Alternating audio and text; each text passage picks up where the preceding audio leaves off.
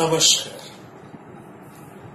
প্রাণারামের মাধ্যমে সম্প্রচারিত ভারত কথার গ্রন্থি মোচনের 132তম পর্বে আপনাদের সবাইকে জানাই সাদর সম্ভাষণ।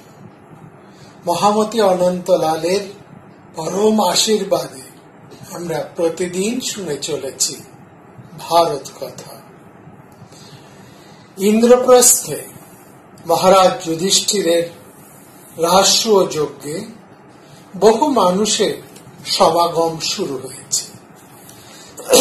দূর দূরান্ত হতে রাজারা, রাজ প্রতিনিধিরা, ঋষি মুনি তপস্বী সবাই একে একে আসতে আরম্ভ করেছে। সাধারণ মানুষেরা, নানান বৃত্তিজীবীরাও একে একে রওনা দিয়েছেন ইন্দ্রপ্রস্থের উদ্দেশ্যে। সবাই যে যজ্ঞ অনুষ্ঠানে যোগ দেবেন এমন নয়। একটা বড়সড় কোনো অনুষ্ঠান হলে সেখানে নানা উদ্দেশ্যে মানুষ এসে জড়ো হয়। কেউ দেখার উদ্দেশ্যে, কেউ সেখান হতে কিছু আয় করার উদ্দেশ্যে, কেউ বা নিছক আমোদ ভোগের উদ্দেশ্যে। সবার আগে এসেছেন শ্রীকৃষ্ণ। তিনি আসাতে পাণ্ডব সমেত উপস্থিত ইন্দ্রপ্রস্থের রাজ প্রতিনিধিরা সবাই নিশ্চিন্ত হয়েছে। আর শ্রীকৃষ্ণ এসেই এই বিরাট কর্মযজ্ঞের ভার সবটুকু নিজের উপর নিয়ে নিলেন। নতুন ধর্মের প্রবর্তনা করবেন শ্রীকৃষ্ণ। ধর্মের নতুন সংজ্ঞা, নতুন ডেফিনেশন, নতুন ভাষ্য রচিত হবে। তিনি যুগ প্রবর্তক, ধুরন্ধর যুগ পুরুষ, জাড্য হতে গতিময়, প্রাণ কেন্দ্রীয় হয়ে উঠবে ধর্মের পরিচয়।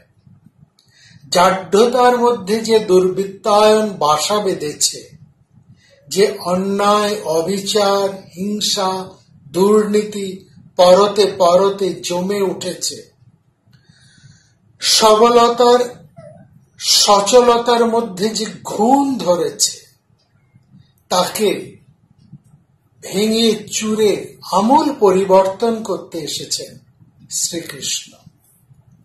তিনি নতুন সূর্য, নতুন পথের দিশারি। শুধু রাজনৈতিক ক্ষেত্রেই নয়, সমাজ ভাবনায়, চিন্তায়, কর্মে, আচরণে তিনি নতুন পথের, নতুন ভাবনার পথিকৃৎ। শ্রীকৃষ্ণ মানেই এক বিপ্লব, এক বিশাল বৈপ্লবিক পরিবর্তন। রামায়ণ এবং মহাভারত, আমাদের এই দুটি মহাকাব্যই আমাদের প্রাচীন সমাজ ইতিহাসের পরিচয়। দুটি মহাকাব্য দুটি ভিন্ন সময়ের সমাজ দর্পণ, ধর্ম ইতিহাস। ভালো করে লক্ষ্য করুন, দুটি মহাকাব্যের মূল পুরুষ শ্রীরাম এবং শ্রীকৃষ্ণ দুজনেই অবতার, বিষ্ণুর অবতার। অবতার শব্দের খুব সাধারণ অর্থ যদি আমরা করি, সহজ কথায় ভাবনার, চিন্তার, দিশার পরিবর্তন যিনি ঘটান সমাজে, ভাবনার সমাজে, সমাজের ভাবনার, চিন্তার এবং দিশার পরিবর্তন যিনি ঘটান, তিনি অবতার। নতুন চিন্তাকে তিনি অবতরণ করে সাধারণ মানুষের মধ্যে ছড়িয়ে দেন। নতুন ভাবকে সবার মধ্যে তিনি সংক্রামিত করেন। শ্রীরাম মর্যাদা পুরুষোত্তম, সত্য প্রতিজ্ঞাই তার কাছে শেষ কথা। তিনি সবসময় নীতি নিয়মে আবদ্ধ, প্রতিজ্ঞাবদ্ধ।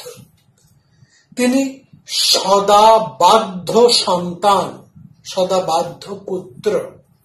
পিতা যা আদেশ করেন তিনি বিনা বাক্য ব্যয়ে তা পালন করেন। সেই আদেশ ঠিক না ভুল, উচিত না অনুচিত, কোনো বিশ্লেষণ বিচার করেন না।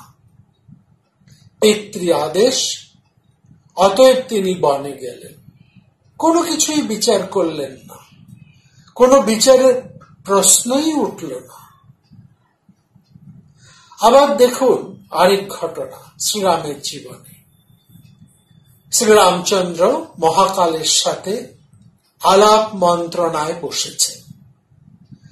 আগে জানিয়ে দিয়েছেন কেউ যেন তাদের বিরক্ত না করে, কেউ যেন এই মন্ত্রণা গৃহে না আসে, এলে তাকে প্রাণদণ্ড দেবেন, সে যেই হোক না কেন। দরজায় পাহারা দিচ্ছেন অনুজ লক্ষণ। এমন সময় সেখানে সহসা উপস্থিত হলেন উগ্রতপা দুর্বাসা। তিনি এখনই রামের সঙ্গে দেখা করতে চান। লক্ষণ মিনতি করলেন, মহর্ষি আপনি একটু অপেক্ষা করুন। কোনো কথাই শুনতে চাইলেন না দুর্বাসা। বললেন, এক্ষুনি রামকে খবর দাও, না হলে আমার অভিশাপে রঘুবংশ ভস্ম হয়ে যাবে। উভয় সংকটে পড়লেন লক্ষণ। যদি তিনি ভেতরে যান তাহলে রামের শর্ত মতো তার প্রাণদণ্ড নিশ্চিত, আর যদি তিনি না যান তাহলে দুর্বাসার অভিশাপে গোটা রঘুবংশ ছাই হয়ে যাবে। কি করবেন তিনি? কোনটা বড়, সমগ্র কুলের প্রাণ রক্ষা না নিজের প্রাণ রক্ষা? নিরুপায় লক্ষণ দুর্বাসার অভিশাপ হতে বংশ রক্ষা করার জন্য নিজের মৃত্যুদণ্ড জেনেও রামকে খবর দিলেন। লক্ষণকে দেখে রাম স্তম্ভিত, বজ্রাহত। মৃত্যুদণ্ড দিতে হবে প্রিয় লক্ষণকে? এই যে পরপর দুটি ঘটনার কথা আমরা বললাম, এর পরিপ্রেক্ষিতে আমরা শ্রীরামের পরবর্তী বিষ্ণু অবতার শ্রীকৃষ্ণকে দেখি। তিনি কি করছেন? এমন পরিস্থিতিতে তিনি কি করছেন যেখানে রাম পিতৃ আদেশে বাধ্য ছেলের মতো বনে চলে যাচ্ছেন একটি প্রশ্ন না করেও? ঠিক বেঠিক, উচিত অনুচিত, সিদ্ধান্তটি ঠিক না ভুল, কোন প্রশ্নেই তিনি তোলেননি। কিন্তু কৃষ্ণ তিনি সরাসরি মাতুলকে হত্যা করলেন।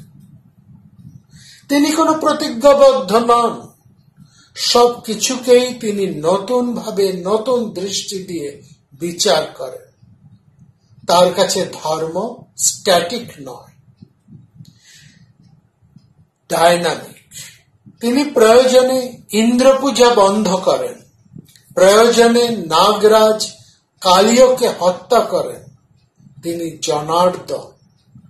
প্রতিষ্ঠিত প্রচলিত জনমতকে মর্দন করে নিজের অনুকূলে তিনি ভাবনা, দৃষ্টি এবং মতকে নিয়ে আসেন বহুজনের হিতার্থে, বহুজনের কল্যাণে। তিনি ধর্মকে, নীতিকে সংকীর্ণবদ্ধ আবিল দৃষ্টি দিয়ে ব্যাখ্যা করেন না। তার কাছে প্রাণের মূল্য ধর্মের চেয়েও বেশি, ধর্মের মূল্য অপেক্ষা সমধিক। তার কাছে মানুষের সার্বিক প্রয়োজনের গুরুত্ব সমধিক।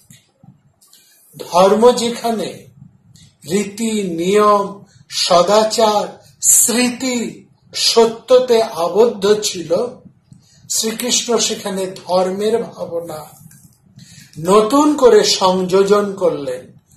প্রয়োজন, মানুষের প্রয়োজন, যা মানবতার প্রয়োজন, যা মানুষের ভালো থাকার প্রয়োজন, তাই ধর্ম।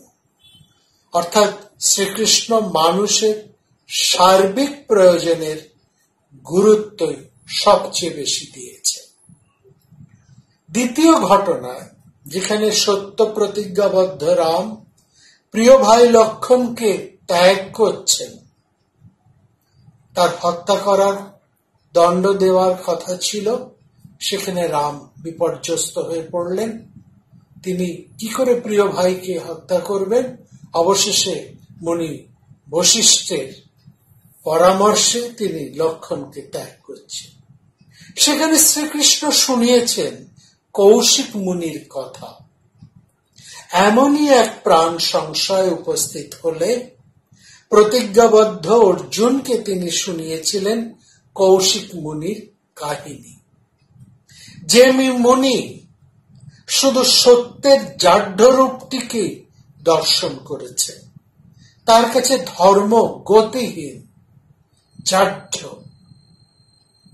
স্ট্যাটিক। সত্য রক্ষা করতে হবে বলে তিনি প্রাণ নষ্ট করে ফেললেন। অর্থাৎ আমি সত্য কথা বলার নীতি লঙ্ঘন করব না, তাতে নিরপরাধ মানব হত্যা হয় হোক, এই ছিল কৌশিক মুনির চিন্তাধারা। শ্রীকৃষ্ণ এখানে সত্যের সংজ্ঞাটাই বদলে দিলেন। তার মতে জীবন রক্ষার জন্য মিথ্যা বললে পাপ হয় না।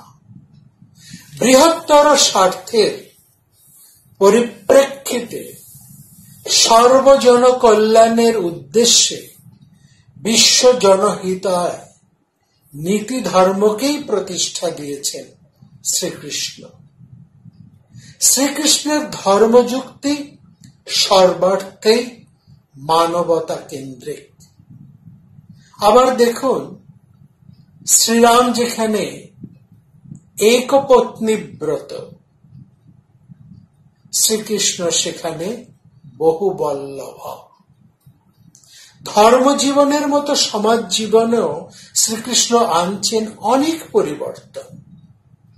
আমাদের প্রতিদিনের ধর্ম ভাবনায়, নিত্য নৈমিত্তিক পূজা পাঠে, ব্রত উপবাসে, ধর্মীয় অনুষ্ঠানে আমরা চিরদিন শ্রীরামের পাশে সীতাকে বসিয়ে পুজো করে এসেছি। আমরা যে কোনো আলেখ্যে, ছবিতে রাম এবং সীতাকে একসঙ্গে পাশাপাশি দেখছি। অর্থাৎ শ্রীরাম যেখানে আছেন তার পাশে আছেন একমাত্র সীতা, অন্য কোনো নারী নন, এবং সীতার পাশে আছেন একমাত্র রাম, অন্য কোনো পুরুষ নন। সেখানে অন্যদিকে শ্রীকৃষ্ণের পূজাও আমরা করি। সেখানে কোথাও শ্রীকৃষ্ণের পাশে রুক্মিণী, সত্যভামারা আছেন? নেই, বরং সেখানে সবিশেষ মহিমায় আছেন শ্রীকৃষ্ণের কিশোর যৌবন সন্ধিক্ষণের প্রেমিকা রাধা। কি অদ্ভুত বৈপরীত্য দুজনের মধ্যে। একজনের পাশে তার এক স্ত্রী ভিন্ন আর কোন রমণী নেই, আরেকজনের পাশে তার স্ত্রীরা নেই, বহু স্ত্রীর একজনও নেই, আছেন তার একান্ত প্রেমিকা, তার যৌবন সন্ধিক্ষণের প্রেমিকা রাধা। দুই মূর্তি, দুই যুগল মূর্তি সমানভাবে ভারতীয় জনমানুষের উপাস্য। ভেবে দেখুন তো একবার, শ্রী রামচন্দ্রের কোন প্রেমিকা আছে? তিনি তার সাথে লুকিয়ে প্রেম করছেন? ভাবা যায়? রামচন্দ্র কেন তার অগণিত ভক্ত কুলি তা মানতে পারবেন না? অথচ শ্রীকৃষ্ণ, তিনি লুকিয়ে প্রেম করছেন। প্রেমিকাদের ঘর ভেঙে বাইরে টেনে আনেন, তাদের সর্বস্ব লুণ্ঠন করেন, রাস লীলা করেন, আর তার ভক্তরাও তার সব ইরোটিক চালচলন এক গভীর ধর্ম দর্শনের উচ্চতায় বিশ্লেষণ করে স্বভক্তিতে আপ্লুত হয়ে যান। পূজ্যত্ব অর্থাৎ ভগবত্তার অন্যতম ফলশ্রুতি পূজনীয়ত্ব। শ্রীরাম এবং শ্রীকৃষ্ণ দুজনেই পরম পূজ্যপাদ।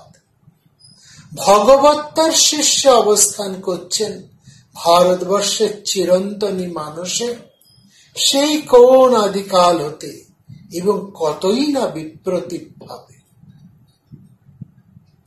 যেখানে রামচরিত মানুষে রাম এবং সীতা বন্দনা, সেখানে ভাগবতে শুধুই রাসলীলা, শ্রীকৃষ্ণ আর গোপীদের কথা, তার একটি স্ত্রীর তার পাশে নেই। দুই বিপরীত মেরুতে এই দুই বিষ্ণু অবতারের অবস্থান, অথচ দুজনেই দুজনের পরিপূরক, কেউ কারো প্রতিপক্ষ বা বিরোধী নন। যুগের এবং কালের পরিবর্তনের সঙ্গে সঙ্গে মানুষের নৈতিক চেতনারও পরিবর্তন ঘটে। এই আলোচনায় আমরা পরে আসব। শ্রীরাম যে ধর্মকে প্রধান করে তুলেছিলেন, শ্রীকৃষ্ণ সেই ধর্মকেই ছেদন করে নতুন ধর্ম সৃষ্টি করলেন। সেই ধর্মকে পরিবর্তন করে তুলেছেন নতুন যুক্তি, নতুন দৃষ্টি দিয়ে। শ্রীকৃষ্ণের ভূমিকা এই মহাভারতে যা সবচেয়ে গুরুত্বপূর্ণ, সেটা তার কাপট্য চাতুর্য এবং কূটনীতি। তার বেশিরভাগ কাজই প্রথাসিদ্ধ সত্যকে অতিক্রম করে। প্রশ্ন ওঠে নৈতিকতার, প্রশ্ন ওঠে ন্যায় অন্যায়ের, বিশেষ করে অন্যায়ের, যাকে থাকে সেখানে স্ববিরোধ। মহাভারতকার মহাভারতে কোনো স্খলন, পতন, বিচ্যুতিকে আড়াল করেননি। নিজের জীবনেরই হোক, অন্য কারো জীবনের হোক, যে কোনো ঘটনারই হোক না কেন, এমনকি পরম ভগবত্তায় প্রতিষ্ঠিত শ্রীকৃষ্ণের অপ্রশংসনীয় আচরণও উপস্থাপন করেছেন তার রচনায়। যা কৃষ্ণের অপ্রশংসনীয় অন্যায় আচরণ, সেখানে আমরা কৃষ্ণের মানবিক রূপটিকে সবিশেষ লক্ষ্য করি। আসব ভবিষ্যতে, আমরা এই বিষয়ে আলোচনায় আসব। একজন আদর্শ মানুষ হিসেবে শ্রীকৃষ্ণকে বিচার করব, নাকি অনস্বীকার্য ঈশ্বরত্ব এই হিসেবে বিচার করব? এর দুয়ের মাঝে দাঁড়িয়েই গোটা চিন্তাশীল জগৎ দিশেহারা। গোটা ভারতবর্ষের তথা মহাভারতীয় বিশ্বের, যা ভারতবর্ষের রাজনৈতিক সীমারেখা, ভৌগোলিক সীমারেখাকে অতিক্রম করে বহু যুগ আগেই কোন চিন্তাশীল মানুষেরা, আলোচকেরা আজও নিশ্চিত হয়ে কোন সিদ্ধান্তে আসতে পারছেন না শ্রীকৃষ্ণকে তারা কোন ভূমিকায় রাখবেন। তাকে একজন আদর্শ মানুষ হিসেবে প্রতিষ্ঠা দেবেন, নাকি ঈশ্বর হিসেবে প্রতিষ্ঠা দেবেন? এই দ্বন্দ্ব এখনো চলেছে। আজও নিশ্চিত হয়ে কোন সিদ্ধান্তে আসা যায়নি। আজও অনেক মানুষই সংশয়ী, দ্বন্দ্বময় এবং ভীষণই আকুল। আমরা ছিলাম ইন্দ্রপ্রস্থে রাষ্ট্রীয় যজ্ঞের আয়োজন পর্বে। মহারাজ যুধিষ্ঠির বিশাল হৃদয় দিয়েই সবাইকে আহ্বান করেছেন। সেখানে যেমন চাতুর্বর্ণ সমাজের কেউই বাদ পড়েননি, তেমনি বাদ পড়েননি কুরু বাড়ির সদস্যরা। তাদের সাথে দীর্ঘদিন তিনি বাস করেছেন। শত্রুতার তিক্ত আস্বাদও কম পাননি। আজ এই মহাযাজ্ঞিক পরিবেশে সেসব কথা কিছুই মনে রাখলেন না যুধিষ্ঠির। যুধিষ্ঠির এমনই এক বিরাট মানুষ, শত্রু হলেও আত্মীয়ের মর্যাদাকে হরণ করেন না, অন্য কাউকে হরণ করতেও দেন না। বিরাট হৃদয় বলেই তিনি শত্রুকেও বারবার ক্ষমা করতে পারেন। সেই বিশালতা হতেই তিনি যেমন ভীষ্ম, দ্রোণ, কৃপ, বিদুর হতে সব কুরু বৃদ্ধ কুলপ্রধানদের সসম্মানে অভ্যর্থনা করলেন, একই অন্তর দিয়ে তিনি দুর্যোধন, দুঃশাসন, কর্ণ, শকুনিকেও বরণ করে নিলেন। রাজসূয় যজ্ঞের বিভিন্ন কর্মকাণ্ডে নিযুক্ত করলেন তাদের সসম্মানে, সমাদরে। আগামী পর্বে আমরা শুনব দায়িত্ব ভাগ তিনি কেমন ভাবে করলেন, কাদের মধ্যে করলেন, এ আর তার ফলই বাকি হল। নমস্কার। রাম প্রাণারাম প্রাণারাম প্রাণারাম প্রাণারাম প্রাণারাম। কি যেন লোকানো নামে তাই মিষ্ট এত তব নাম। প্রাণারাম প্রাণারাম প্রাণারাম প্রাণারাম প্রাণারাম প্রাণ